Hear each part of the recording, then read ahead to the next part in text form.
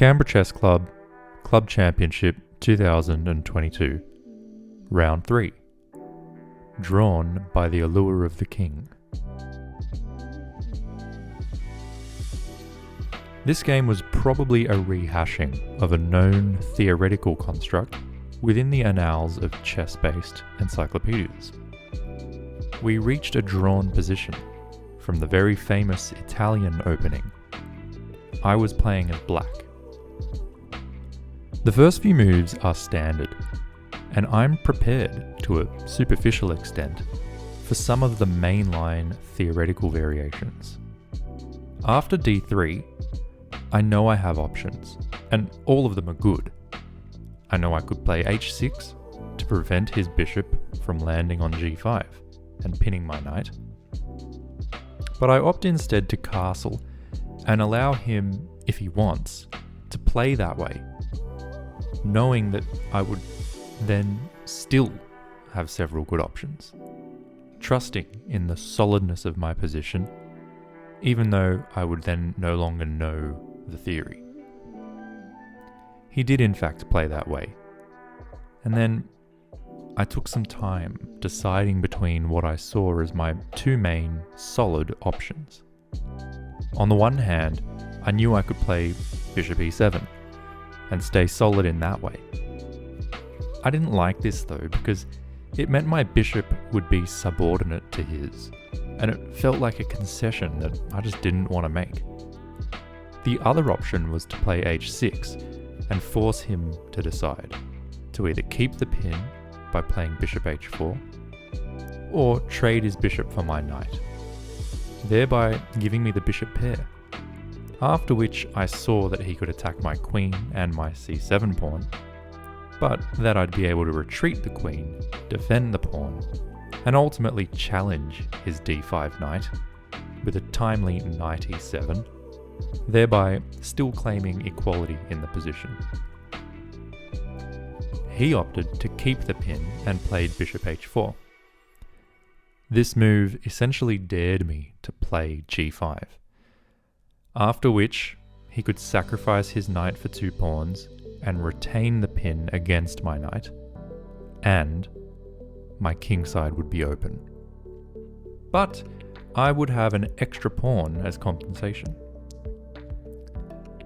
And though I knew it would be very tricky if he went this way, I also knew I had a long time on the clock, and I was in the mood to play defensively and find ways to defend threat after threat, if that's what he wanted to do.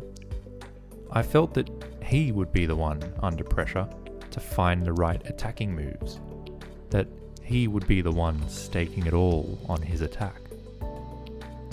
If he did not go for this line, then he would have to just retreat his bishop to g3, and then I could claim that although my kingside is open, there's no direct way for him to take advantage of it, and now it's my bishop which is the stronger of the two dark squared bishops.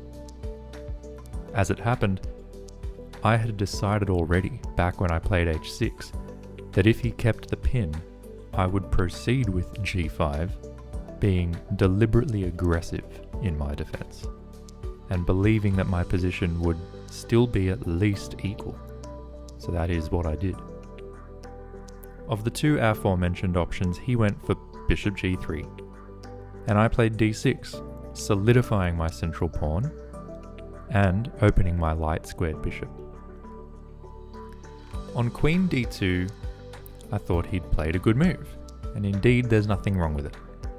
The good things I could see contained within his move were 1, the idea that he might castle long and use his pawns to attack me on the king side, the side where I was very open and exposed, and 2, the idea that he might at some point sacrifice a knight for 2 pawns, but bring his queen into my opened kingside at the same time. To counter both of these ideas, I played knight h5. Now, my g5 pawn was adequately defended to completely discourage any knight sacrifice ideas, and if he plays h4, trying to use his pawns to open my kingside further, I'll take his bishop, with tempo against his rook, and ultimately claim that I'll be able to defend anything he throws my way in any of those variations. He played h4 regardless, so we went down the line I'd envisioned. I took his bishop, and rather than allow me to take his rook, he recaptured the knight, and this move allowed me to then play g4, which meant that my kingside would remain closed, and thereby safe. I saw that if he took my h6 pawn, I would then take his knight, and his lone queen would not be able to deliver checkmate, so I wasn't scared. So I was a bit surprised when he played queen takes h6 anyway. I took his knight, and then, only after he played his next move, did I see what I'd missed. On queen g6 check, I cannot take the queen because my pawn is pinned by his bishop, and that's what I'd missed.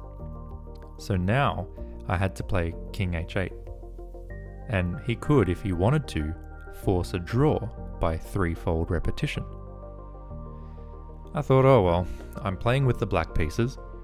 I've played in a solid way, albeit in a way where I completely opened up my king and lured him to attack me, tempting fate to some extent. But nonetheless, given the circumstances, a quick draw is quite acceptable. To my surprise, he didn't go for the draw by repetition. Instead, noticing that he had two pieces attacking my f7 pawn, which I was only defending with one piece, he decided to capture it with bishop takes f7. A big mistake. I still had to be careful because if, for example, I go ahead with my dangerous f-pawn and play f takes g2, threatening to capture his rook and promote to a queen, he immediately checkmates me with queen h6. However, I could take his bishop first, giving up my rook, it's true, but in return gaining the ability to go for f takes g2, threatening to promote to a queen, and doing so in a way that is, for all intents and purposes, unstoppable, as the promotion square is supported by my bishop. I went for it. I took his bishop. He took back. I took his g2 pawn. He played his king forward. I got a new queen, which he recaptured, and now I knew I was in the driver's seat, and unlike last week, I was not going to fall asleep behind the wheel this time. I immediately offered him a queen trade, which, given my large material advantage, would benefit me more than him. He needs to retain his queen if he wants to be able to coordinate any counter-attacking chances. He therefore declined the queen trade. I then made a mistake, the only real mistake of the game from my perspective. I assumed that after bishop e6, he played rook f1, that I would be able to play rook g1 and attack his queen.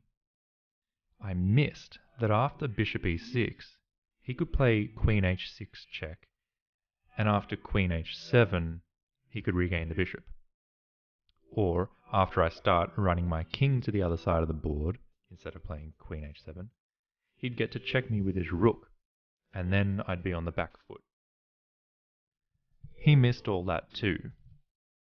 So he played, after bishop e6, rook f1, and it was here that I realized that rook g1 would run afoul of the same ideas, and that therefore I needed to defend my bishop. I did that with knight d4. After rook f6, a less experienced version of myself might have been discouraged, and felt as though I'd let the game slip somehow. But I was conscious this week of making room in my psychology for small or large errors or oversights. Although my bishop e6 was not the best move, I was still confident that I could find a win, and that it must still be winning given the great material advantage I already had. Because of my mistake with bishop e6, I did have to be very careful though. There were many traps I could fall foul of. For instance, if rook g8, he could play queen h5 check, and after queen h7, he pins and wins my queen. King g7 is mate by queen h6. If queen g7 looking to trade queens, again there's queen h5 check, and regardless of what I play next, he's going to pin and win my queen. These variations made me think of trying to take away the h5 square from his queen, so I thought of bishop g4, which I thought was clever. He cannot take the bishop because I would take his rook. Meanwhile, my bishop prevents him from playing queen h5 check. But then he could play rook f7, threatening mate on h7, and forcing me to give up my queen in order to prevent that mate. And on bishop g8, looking to meet queen h5 check with bishop h7. He could then play rook f7, again threatening mate on h7, and again forcing me to give up the queen. So once again, although I'm in a good position, it's still hard to find the moves that you can play that won't allow him back into the game. So I thought for a good 10 minutes or so, and finally realized it'd be best to play queen h7. This takes away the queen h5 check ideas that he may have had, and it basically ensures a queen trade. If he wants to avoid a queen trade, he has to be willing to trade his rook for my knight and bishop, which does mean he gets an extra point of material compared to what he had before the trade, but it also means he no longer has enough pieces to really cause me any trouble. In the resulting simplified position, I will eventually win. Meanwhile, if we trade queens, then I'll also win eventually. There's just no way out of it. He could fight on, but immediately after the trades, I would pin his knight and then trade it too, thereby having my rook against his two pawns, a battle that, whilst it would drag on for a while, would ultimately go in my favour. So my opponent thought perhaps for 15 minutes, and then quite graciously and in a move of great respect, he tipped his king over and gave the game away. Thank you for watching this round 3 recap. I'm now on 2.5 points out of 3, which puts me in a decent position heading into the final 6 rounds of the tournament. I hope that you're enjoying these videos and continue to follow as we find out what happens through the rest of this tournament. And until next week, take care of yourselves and others, and we'll see you then.